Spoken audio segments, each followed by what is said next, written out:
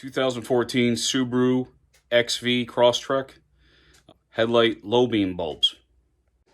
Okay, so your low beam is this one that's close to the outside. It's in the middle of these three, really. So to get to that, you need to be back here. That's it right in there. But it's not very easy to reach that. So we're going to pull this washer fluid filler neck off. We're going to start by getting that plastic clip out. Because it has a Phillips head in the middle, I'm going to try unscrewing it. That got part of the way. Pull that. You can switch over to a panel tool to finish pulling that out. And that's what you get out with.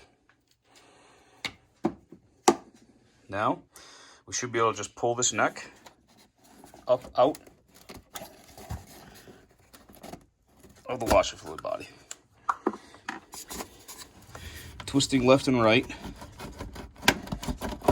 it'll pull that out. Okay, and what that buys us is excellent access. So this is an H11 bulb. First step I'm going to take here is I'm going to go ahead and unclip the electrical connector. And there's a press on the back of that, push the plug off. Tuck it down. Now I can take this light, give it a turn to the left. There it is. Like I said, H11. That's how easy it is to get it out on that side.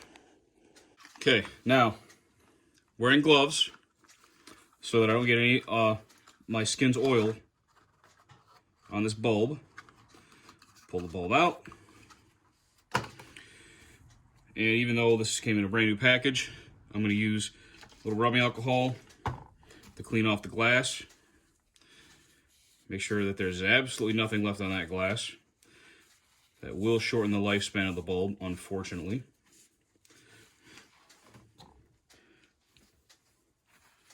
Separate clean towel to dry the bulb off. Not leave anything there. So I got to put the light bulb back in the same way, like this, and then turn it about a quarter turn to the right, approximately, and then that'll lock it in. So I'll do that now.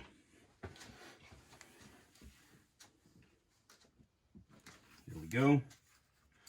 Now you can just press that plug back on, the reverse the one we pulled it off. So now, this has a rubber O-ring on it, which is why it was a little bit tough to pull it up and out, but that's good. So now I'm just going to pop that back in.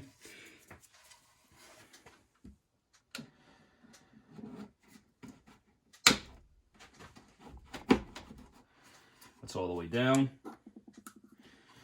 Now I can click this back on the top.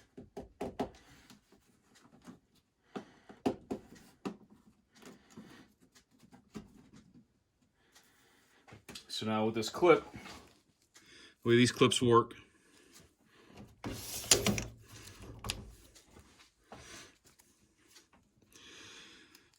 they got these fingers behind, right? So what helps is you can pull, I'm pulling tension on that head, trying to pull that head out with these fingers on my right hand right now. Oh, it came right out. So sometimes you have to go and pry at these fingers one at a time to release tension on that.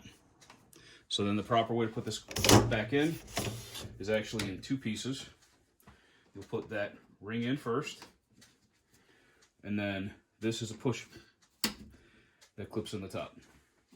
So now we've just changed driver's side low beam on a 2014 XV. I'll do the passenger side next for you because it is a little different than the driver's side. Got the air box in the way over here. So let's see how this goes. So it's very different over here now, because now the bulb we need to get to for the low beam is all the way back here. So now we've got an air box in the way. We've got this intake tube here in the way. I'll walk you through how we're going to do that. We're going to start right here. Clip and clip.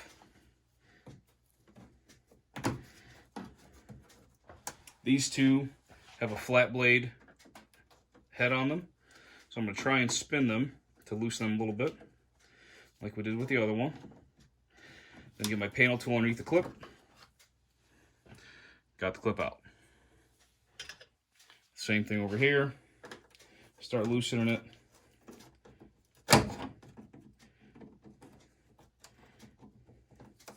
Get something underneath it. Bring it out. Okay.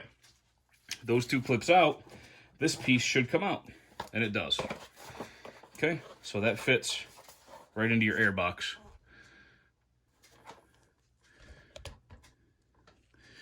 That would fit right in just like that. And that's how you get air from the front of the car into the air filter on this car. So it looks like that's actually all I'm going to need to do to access that light. So this is very similar to the driver's side. Get your low beam there.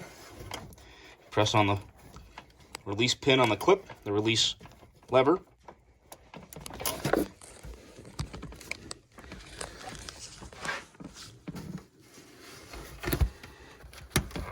Push that plug off.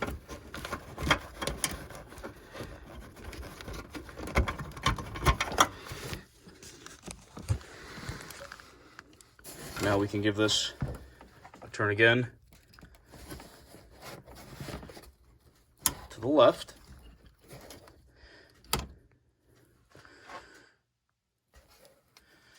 Actually, that's I just turned it counterclockwise, if that helps. Counterclockwise. And we got the bulb out. So now all you got to do is just follow the same procedure of installing the bulb like we did on the driver's side. Put it in, almost straight up and down. Twist it to lock it in, and then reconnect your plug. And then you can put that piece of the air box back into the air filter the way I showed you. Reinstall those two plastic clips, and you're good to go. Thanks for watching.